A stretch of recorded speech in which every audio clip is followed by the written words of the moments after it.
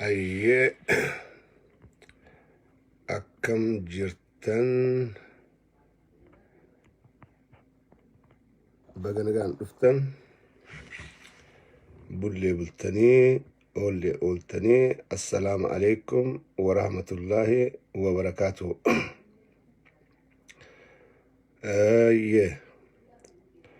ol seena baga jiraattanii ilmaan oromoodhaa kan biyya hunda jirtan hundinuu Afrikaa, Eeshiyaa, Noorz Ameerikaa, Yuuroop bakka jirtan hundatti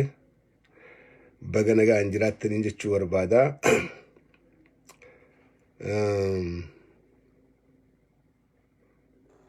Yeroo hanga tokko dambannee ture online kan seenne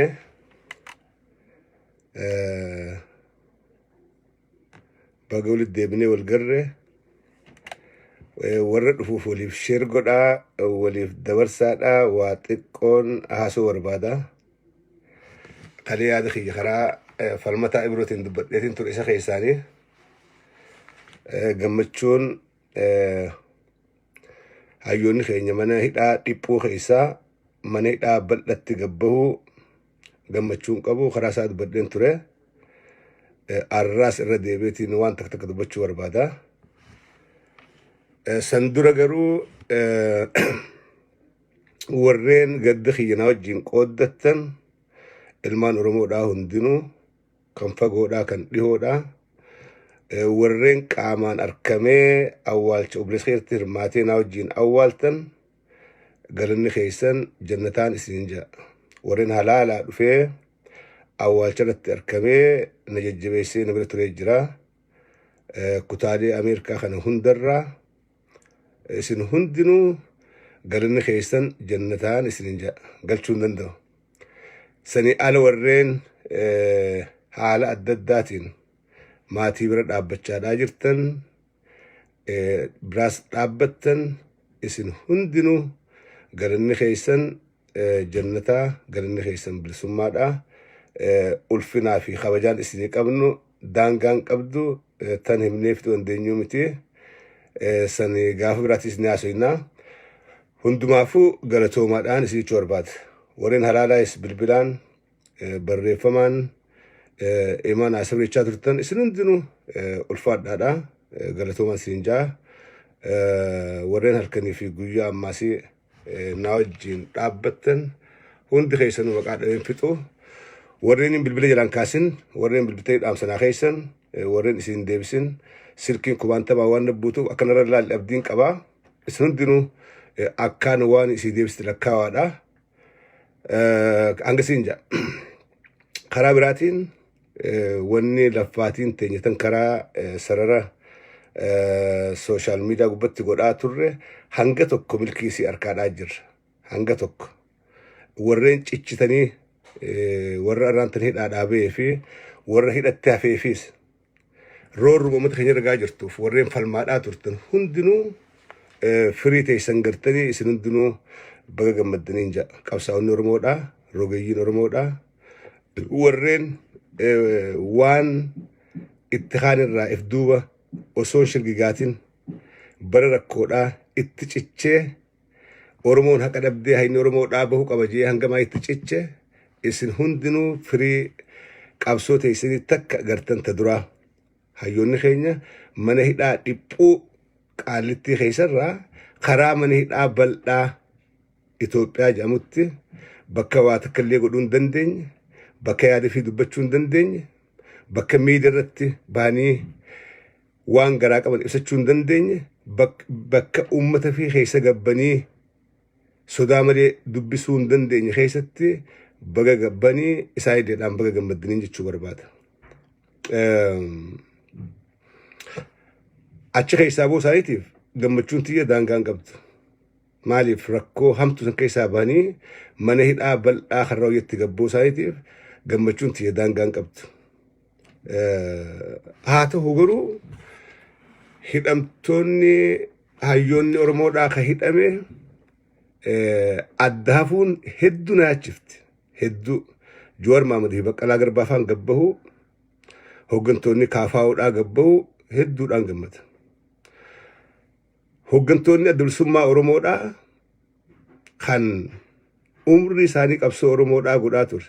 Kanuma haqa Oromoodhaa kana dubbachuudhaaf hidhame jira kanaa wajjin. Isaan jalaa hambisanii kaan gabbaasuun diraamaa biraa kan Oromoo irratti OPDO'n ammas dalaguudhaaf deemtuutu ifatti natti mul'ata. Waan kanaafiin as ba'ee dubbachuun dirqama taate. Kar tokkoon gammadaadhaa, kar tokkoon ammaasii diraamaan kaame kun this is another drama to divide our people. Ummata keenyallee addaan qooduudhaaf qabsoo teenyallee kana maaliif hin jedhu.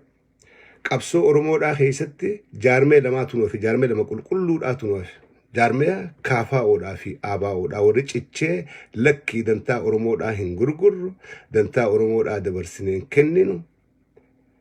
Beellama Oromoo seenne waa'ada Oromoodhaaf seenne diinuu irra jee hogganoota KFO Jowaar Mohammadii fi Baqqalaa fa'a akkasuma hogganoota adda bilisummaa Oromoodhaa Abdii Raggaasaa fa'a Lammii Beenyaa fa'a Gammachuu Ayyaanaa fa'a ABO keessa warri garaa'eef gurgure galeeti diinaa wajjin dhaabbatee diinaaf harka dhawaadhaa jira. Warri silaa amata dheeraa hoggana keenya jennee jala deemaa turre warri akka Galaasaa Dirboo Araarsoo Biqilaa diinaa wajjin dhaabbatan. Warri dide immoo hidhaa Qaallittii Jowaar fa'aa wajjin turan. Maaliif jara kana addaan baasanii kaan gadhiisuu fi kaan hambisuun dhufte? Gariin keenya gammachuu daangaan qabne harka dhooynee dhiyeechifne. Waan nurraa hafe san gaafachuu hin dandeenye. Maaliif addaan nu murtan? Maaliif jabaa keenya garii gabbaaftanii jabaa keenya garii hidhadhiiftan? Jabaan keenya gariin hidhattee hafee marii biyyoolessaa ta'a akkamtu Itoophiyaa keessatti Abiy Ahmed godhuudhaaf deema. Mariin biyyoolessaa tan waraanni bilisummaa Oromoodhaa qabsaa'onni Oromoodhaa kan hidhaa jiru. Qabsaa'onni Oromoodhaa kan umrii isaanii ijoollummaarraa qabee hanga manguddummaatti qabsoo Oromootii fixe osoo irratti hin hirmaanne. Mariin biyyoolessaa ta'a akkamtu ta'uudhaaf deema. Ammallee illima nafxanyaadhaa keessa galuudhaaf deemnaa diraamaa biraatiin irratti dalaguudhaaf deemanii waancuu uummanni keenya akka gaariitti qaqqabee hubachuu qaba. Jowaar fa'aan ba'uudhaaf gabbarii uummanni keenya dhiichisee gammachuu isaanii ibsachuun ija diinaati torban dachii na ixxiisuun bareedduudha. Akka uummanni Oromoodhaa arraas Jowaar fa'aadhaa wajjin jiru akka arraas Baqqalaa fa'aa wajjin jiran gabbanii garsiisuun hamilee diinaa caba hamilee Oromoodhaa ijaarama sun waan bareedaadha. At the same time dhiichifnullee dhiichisan guun geerarruus geeraran guun. Maaliif cinaan keenya hidhaadha jirra arraas.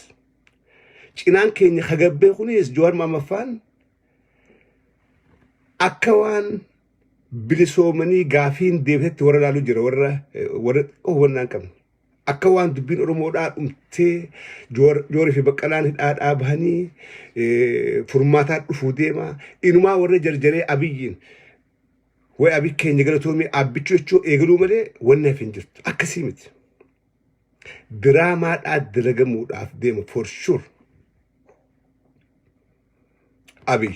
silaa marii biyyoolessaa ta dhugaatiif if qopheessee gaafa Jowaar Mohamaffaan gabbanii marii biyyoolessaa goonaa bar dura warri ija isaanii walit dhufnee akka Oromottis caa tokko dhaabbannee marenne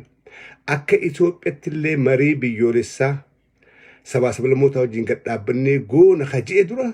Jowaar Mohamaffaan silaa OPDO'n gaafa san fudhatisaa dhugaadhaan godhuu deemte. Arra garuu kar tokkoon gammadaadhaa kar tokkoon wanniin isin hima barbaadu akka gaariitti Oromoo addaan qooduudhaaf qeeroo kumaantamaan qabsoo dabalamaadhaa jirtu gaariitti deemaadhaa jirtu. Waraana bilisummaa Oromoodhaa kan kutaa Oromiyaadhaa hunda keessatti akka soonsa mana du'aatuutti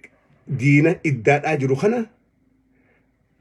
yaada qeeroodhaa kan lama lakkii mee dhaaphoo Jowaar fa'aas baniitii karaa kanaan laalla. Wanni qabsoo karaa nagaa jedhan kana booda Abiy Ahmedii wajjin na amanaa caffeeraa mis amanaa hin dalaytu. Abiy Ahmedii wajjin nafxanyaa wajjin OPDO'dhaa wajjin qabsoo nagaa kalee carraa keenya abbichuu inni anis faarse. Ilma abbaa gadaa jennee faarfanne. Oromoo keessaa namni yeroo duraatiif qabsoo Oromoodhaatiin masaraa miiliksee inneetiif faarfanne diggifneef harka dhooyneef ililchineef. هنتان قاف سلاته قبض سنو هنتان هولان قبصو نجايا خنبود شوفان إن شوفه أو بيدور شوفه أبي أحمدي شوفه ومني خينا إفن سبنا خالص جمتشون سون أصون تورين قدت رجيرمت أرى جورفان الأبو من جمن توك كنجر بكلام فان هيد أوه سابه هيد أبلو قبل جرون هيد أبلو قبل هيد أدم بارغوت جوار is not free بكلا is not free وبلكي لقي فردا قالوا بكا ماتي ولركن بكا ماتي سلكين بسندر بكا آلي ولركن هيد أبلو خيسا قبها ملي هيد أبي أعمل يوخا هيد نفتنيا خيسا أمال لينبان لبون ساني أما سودار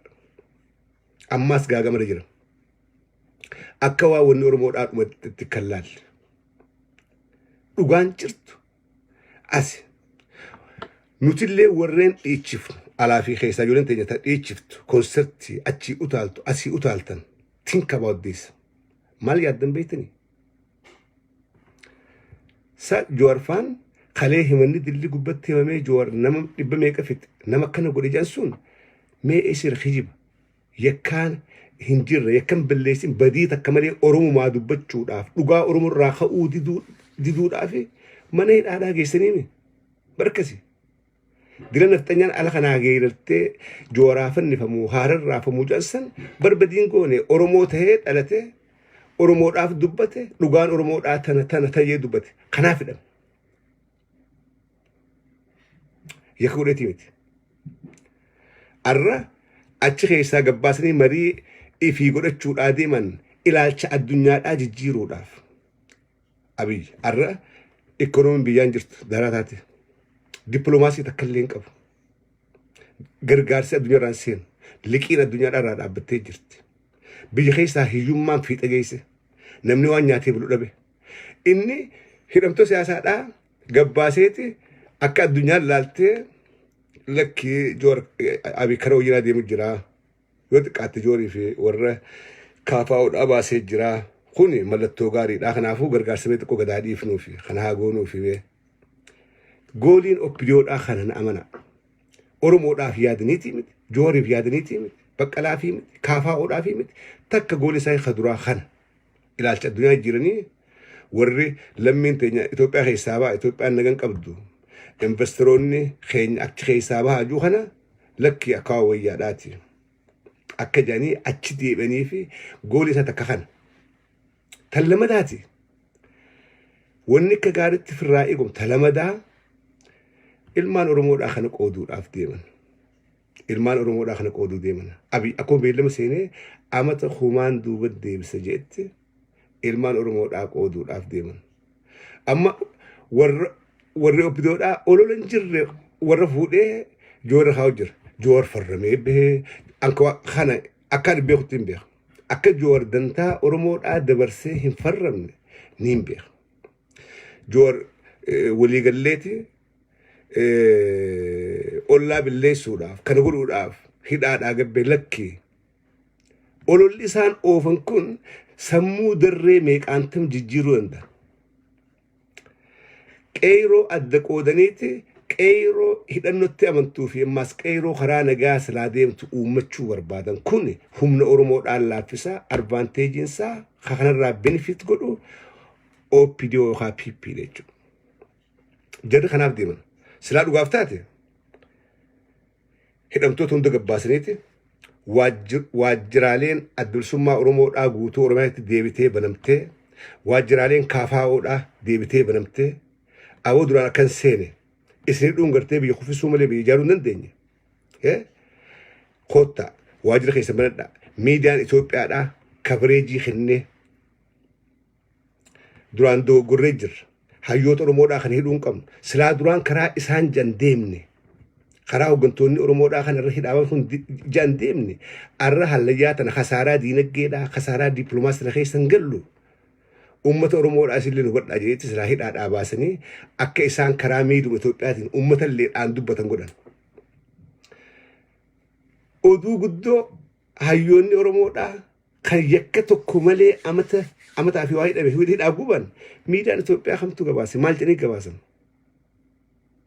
dhiifama goonee fi mirataa maal billeessanii dhiifama godhaniif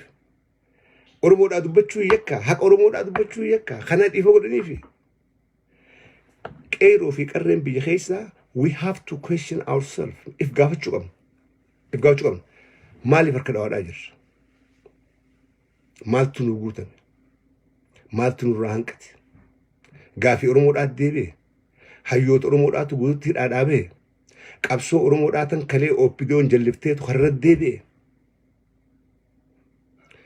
kana if gaafannee deebisaa argachuu qabna jarri hidhaa rakkoo mana xiqqaa tokko keessaa mana bal'aa keessa gabbahuun gammachuudha Jooran gammaan tanaa as been dubban Baqqalaan gammaan tanaa as bee miidirratti dubban Hamzaa waraan dubban warri hidhaabee kun as banii waan ta'e hin dubban gammachuu keenya hidhaa bahuu isaanii ibsachuudhaan ala sanbira tarkaanfannee jarri kun hidhaa akkam keessaa bahee amma hoo hidhaa san keessaa bahanii jiranii hidhaa akkam keessa jiranii waan jiru if gaafachuudha qabna jechuudha. Tan if gaafachuudha qabna. Amala irraa qabna Oromoon waan xiqqoo takkaa dhufa nu gammachiiftee dachii irraa utaallee samiitu inni mirqaanaan ammas hamtu xiqqoo takkaa dhufa dafnee mataa buufna. Waan if dura itti yaadaadhaan deemneef look at 2018 mirqaannee abii faarsinee samii keenyee oppidoon garuu nu afaan garagalteeti diraamaa daliddee bakka halee osoo hin ta'in bakka dheengaddatti nu deebifte jechuudha if duuba achi nu deebisan so sirna TPLFiitu irra wayyaa ta'e sirna abiyyirra maaliif sirni abiy sirna nafxanyaadhaa sirna Oromummaa Oromoo jechuu yakkaa san keessa deebisanii dheengaddaa sayii furdeetummaa mataa buufnee calcinnee taa'aa jirra qeeroo irraan tana har tokko cittee jirta qeeroo Oromoodhaa ummanni Oromolleen alaa fi keessaa har tokko cittee jira karaan sun kan karaa qabsoo hidhannoodhaa Oromoon humna tahee diina cabsee moohuudha qaba gaafas bilisummallee mi'ooyti gaafas bilisummalleen boo qabsaawotiin bilisoomee dhiiga naqatee harkadhee gaafas jetta there is no other way qabsoo hidhannoodhaatiin Oromoon takka diina cabsitee moohuudha qabdi biifee ochuudhaaf qabsoo karaa nagaa we tried yaalle marii biyyoolessaatiif mariin Afrikaa guutuu silaa deemte Oromoodhaaf furmaata laattu ansirraa kana booda kajeelaa takka illee qabu marii biyyoolessaa qabsoo karaa nagaa abdii takka illee irraan qabu silaa Afrikaan guutuun gad deebitee Oromoodhaa dubbatte hanga Oromoon hidhattee humna taatee diina fi cabsitee mo'attee baalli suuqattee finfinnee galtuu Oromoon hin mo'anne if kijibaadhaa jirra amma dura 92 if kijibne san duraas if kijibne dheengadda kanii an keessaa qooda fudhe 2018 if kijibne harka dhooyne kijibaan nyaadhamne bariyyuu nyaadhamuun gaarii miti amma fuulli Oromoodhaa har tokko deebi'ee jira hammaattus toltus laaffataniis jabaataniis furmaanni Oromoodhaa yoo turees yoo dafees qabsoon Oromoodhaa kan fiixa baatu afaan qawweedhaa qofaan hundi sabni akka keenyaa injifateeti biyya qabata malee kadhaadhaan yookaan mariidhaan namni bilisummaa harkate hin jiru silaa qabsoon karaa nagaa milkooyte namni milkaa'u akkaataa adeemsaatiin Joormaa Madiif Baqqalaa Garbaa fa'a silaa kan milkaa'u isaan tasgabbaa'anii suuta jedhanii wareega xiqqeessin kana goon san goon OPDO amananii aboo jalatti kursii qaban akkas goon abii kan abii kufuun Oromoodhaa kufu mee haa eeggannu qeeroo tasgabbaawa nuun labsaa ture akkas jee dogoggora ture dogoggora OPDO amanuun jooris dogoggora OPDO amanun keenya Abiy amanun keenya nama Tigreen guddifatte amanuu keenyaatu arra salphina kana keessa nu naqe kana boodas deebinee amanna diraamaa OPDO kadhufu kana booda deebinee amannee marii biyyoolessaa jenna marii biyyoolessaa tan hoggantoonni ABO'dha hidhaa keessaa waadamaadha hoggantoota kaafaa keessaa nama tokko gadhiisanii isiniif gaa Oromoo hundi isaa marii godhuu deemna Joorwaan kan akka tolchee beekuu hin beeku akka tolchee akka gaarii beekuu hin beeku akka adda ciccennee fuula diinaan dhaabbanne dhibbaa dhibbatti hin beeku ABO naftee maqaa kaafootiin dhaqanii marii biyyoolessaa hirmaachuun sheem salphina milkaa ofiis hin teessu hin milkooytus mariin biyyoolessaa dura akka Joorfaan guyyaa duraa jedhanitti mooraa qabsoo Oromoodhaa keessatti manguddoon Oromoodhaa dubartiin haawwan qeerroon qarreen mooraa qabsoo wal dhufanii rakkina maal qabna karaa kamiin milkooyin maaltu ruffisee wal marannee xumurannee Itoophiyaadhaa wajjin an jiraachuu san amma natti mul'attu eegaa biyyoota Itoophiyaan hin jirtu namni hin jirti ja'a hin jirtu hin ja'a namni diigamne Itoophiyaa jaarra ja'a Itoophiyaan diigamteeti hin jirtu bittinnooytee hin ja'a Oromoodhaa miti Abiyyi diige Oromoodhaa miti nafxanyaadhaa diige mariin biyyoolessaa maqaa Itoophiyaatiin godhamtu Oromoodhaaf faayidaa takkallee hin qabdu bileen kiyya mariin biyyoolessaa maqaa Itoophiyaatiin bakkatti maqaan Itoophiyaa dhumirraa Oromoon milkiin qabdu kasaaraa malee salphina malee kufaatii malee bakka maqaan Itoophiyaatti kaafamurraa Oromoon milkiin qabdu maqaa Itoophiyaatiin marii biyyoolessaan goonu marii biyyoolessaa gaafni goonu gaafa beektanii gaafa Oromoonis humna taatee moohattee Oromiyaa qabatte jirma sirra kaanneeti waliin haasoyni jallatu jirma kanaan nu gargaara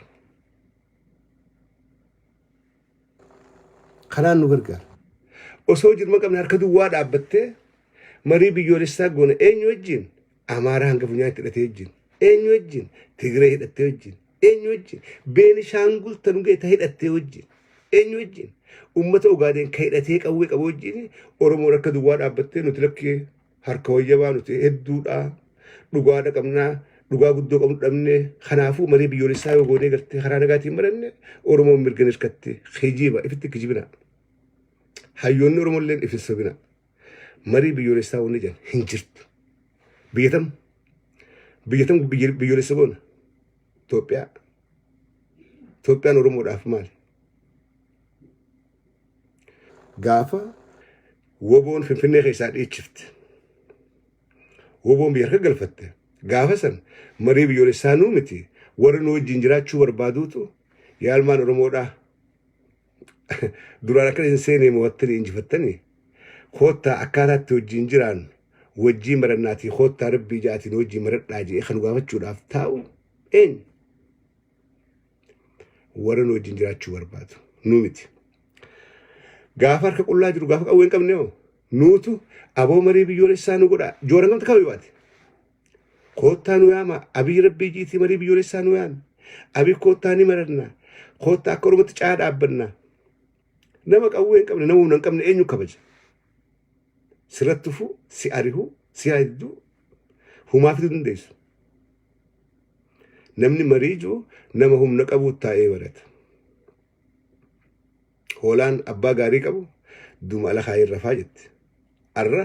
wanni waan kan hanga suusu jira wallaahi ijoollee gaara keessaa qabu iddoo itti agartee ijoollee tanaatu hangan akka mataa ol qabannee dubbannu godhaadhaa jira deeggartinuu deeggaru waannu hanga kana wanni sila awwaalamne sammuudhaan duuna silaa qaamaan jirra malee akka lakkiiboon duune ammallee if dura deemnee waa godhuu nu dandeenya akka jennu warri nu godhe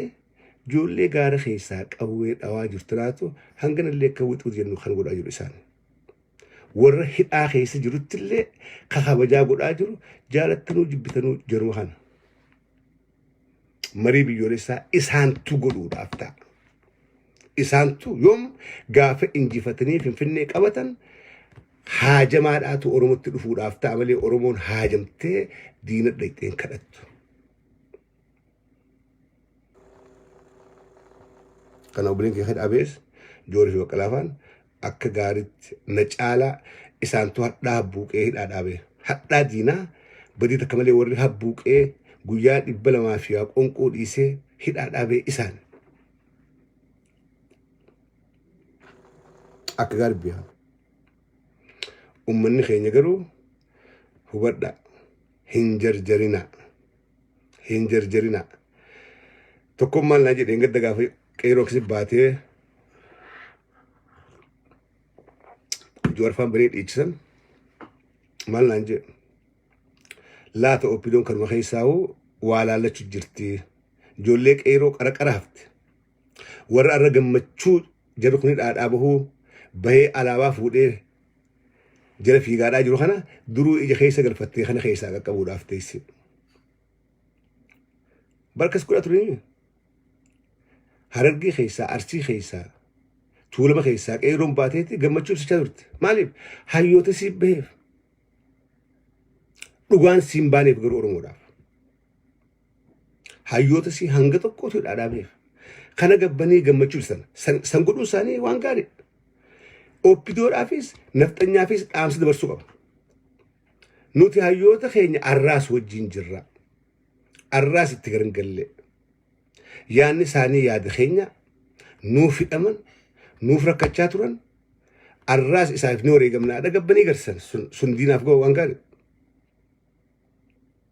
diina cabsuudhaaf waan gaarii garuu wanniif dachuu hin qabne OPDO'n abbu torbatti hin amanamtu OPDO'n bakki OPDO'n jirtullee nageenyi hin jiru bakka nama guyyaa tokko Tigree nyaachiftee ergatte bakka abbaa duulaa jiru bakka abii jiru bakka Shimallis Faan jiran nageenyi hin jiru ansilaa uummata Oromootiif mirga gadhiisee jedhoon huccuu guuratee mata maratee irraa yaa'e an OPDO hin amanu kana booda ummanni Oromoo akkas ta'uudha qaba mariin OPDO waliin nu yaamtee nu goosiftu hin jirtu